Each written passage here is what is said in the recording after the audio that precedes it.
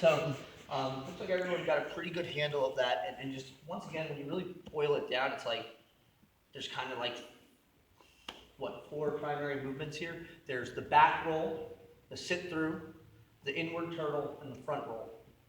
You know, and if you really boil it down, and actually Mike and John, you guys are doing an excellent job flowing this. I mean, everyone else is doing good too, but you guys really had like a killer flow.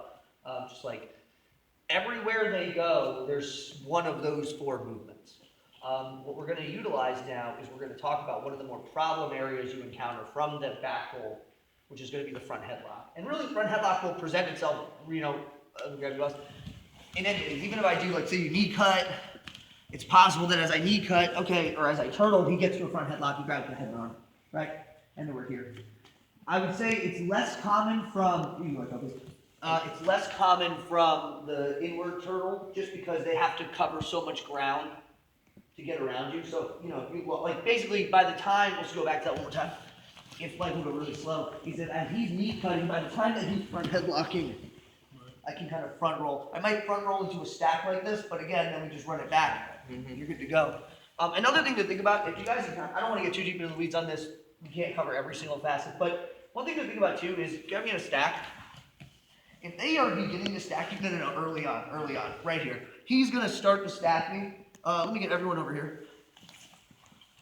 So before he gets my hips in the air, what I'm gonna do, I'm not gonna do all this fancy fucking let me weave my foot in front of whatever. I'm gonna grab his 2 lapels with my pinky knuckles finding the meat of his neck, and then I'm gonna just bring my 2, that's what I'm looking for. So I'm gonna bring my 2 index knuckles to the center, and when he bucks up like that, I'll scoot away.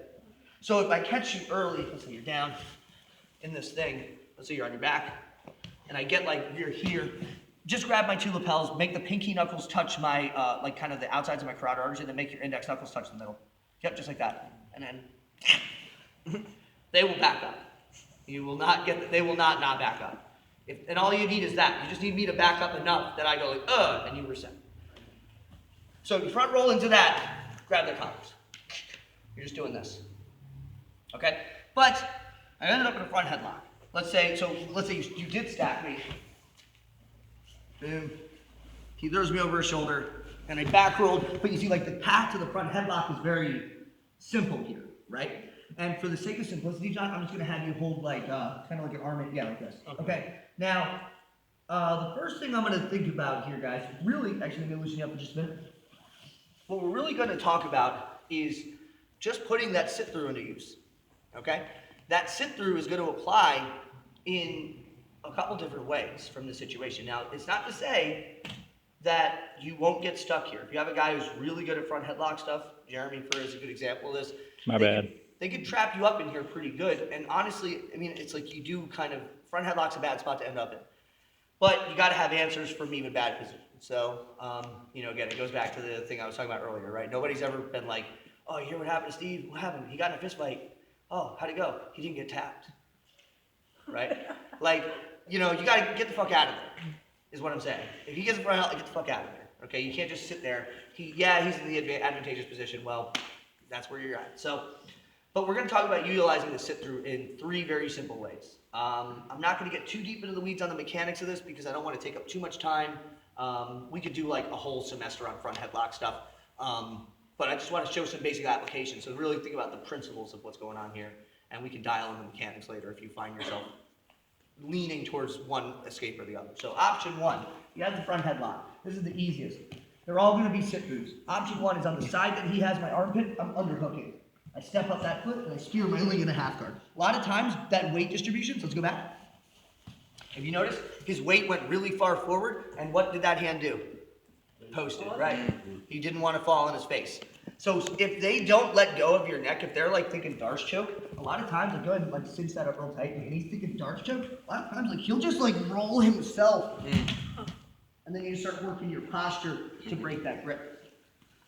The key there is, guys, whenever you're doing one of those, like sometimes you're doing an old school sweep like a barrel roll, but in that instance, I'm not trying to old school sweep him laterally. I'm trying to make his face hit the ground, and he's either going to post or he's going to like be imbalanced. So very simply, front headlock, I weave this underhook, step that same foot up, post this hand up, and weave my foot inside. And he's either going to let go and post, at which point I can work my way out, from that sort of awkward position, or if he doesn't let go, you roll him. Does that make sense, guys? Pretty simple stuff. We're just deploying basic half guard principles at that point. So that's 1. 2, and this is kind of like my trademark. This is like, for a long time, people called this the Duga sweep, because, like in this gym, because this is like my trademark move. He's got the front headlock. I don't feel like I can get this underhook safely. What I'm going to do is, actually, let me release this. Release that, please. The hand on the opposite side, so he has one arm under my armpit, the hand on the opposite side is going to grab the sleeve. I'm going to pull his arm through, and I'm going to notch his elbow. So I don't just grab. So go back, grab the front headlock, because if I just grab, I'm going to get a loose grip. I pull his sleeve, and I grab. You see that, guys? From here, I have this trapped. Let me loose it like that. I'm going to grab his fabric.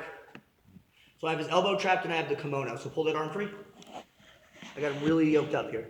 So we go back, front headlock, grab the sleeve, pull it through, trap the sleeve, trap the fabric in that same hand. From here, I post the opposite hand, step that opposite foot up.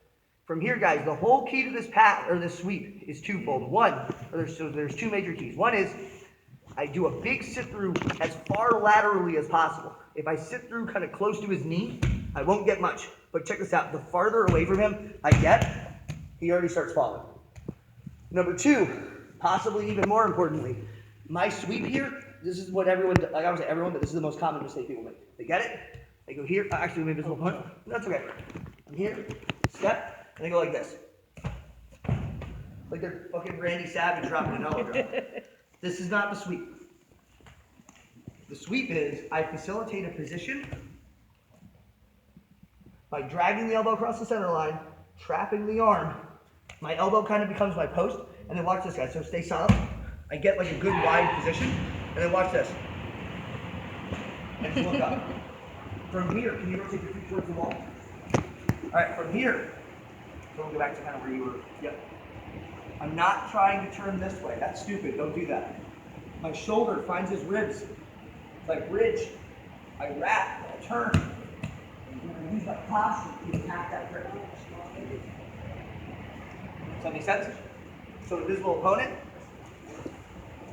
I'm here. Pull. Trap. My elbow becomes my post, like on Rosie the River. Right? Boom. Kickstand. Big wide sit through. And then look to the ceiling. They will fall. You can ask John. Once that pressure's on, you're going to tip.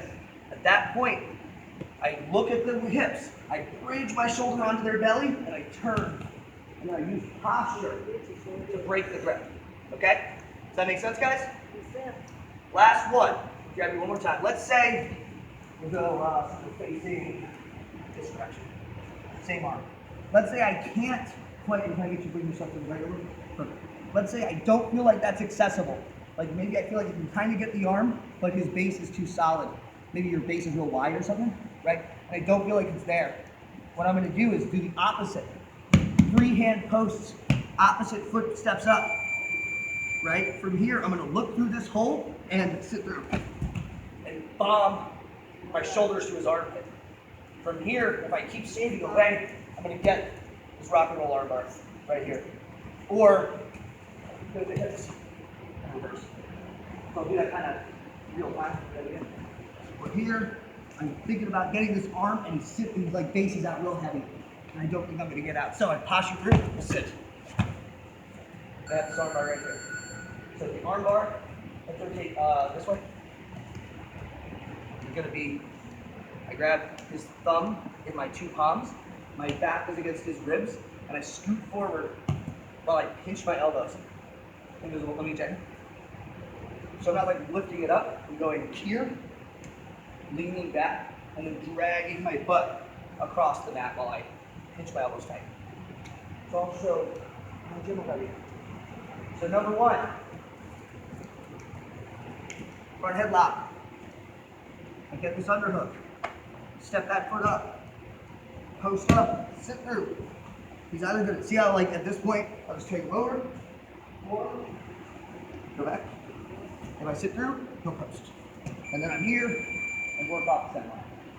Does that make sense? Again, just a sit through, but a sit through between the legs. Second one, front headlock. Grab the sleeve, pull it tight, we're reinforcing my elbow goes to the floor. Pull that arm free. Yep. Step up. I'm going now. So instead of going between the legs, I'm going past the legs. Boom. No, stay strong. From here, right? From here. Boom. Yeah, turn down, right? And then from here, he'll be trying to hold on to my head.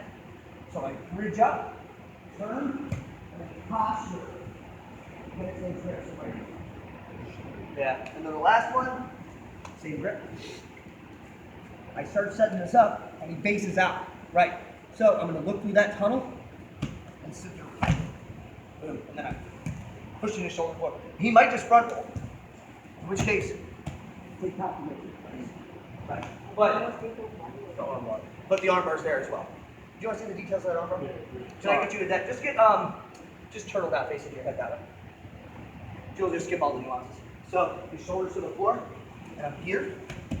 I want both hands under his thumb, elbows pinching super tight, both feet on the floor, and I'm kind of leaning. And then I'm not like lifting, I'm grinding forward. So my hips going forward. Yeah. That makes sense, guys? Excellent. Let's start up with that. 1, 2, 3.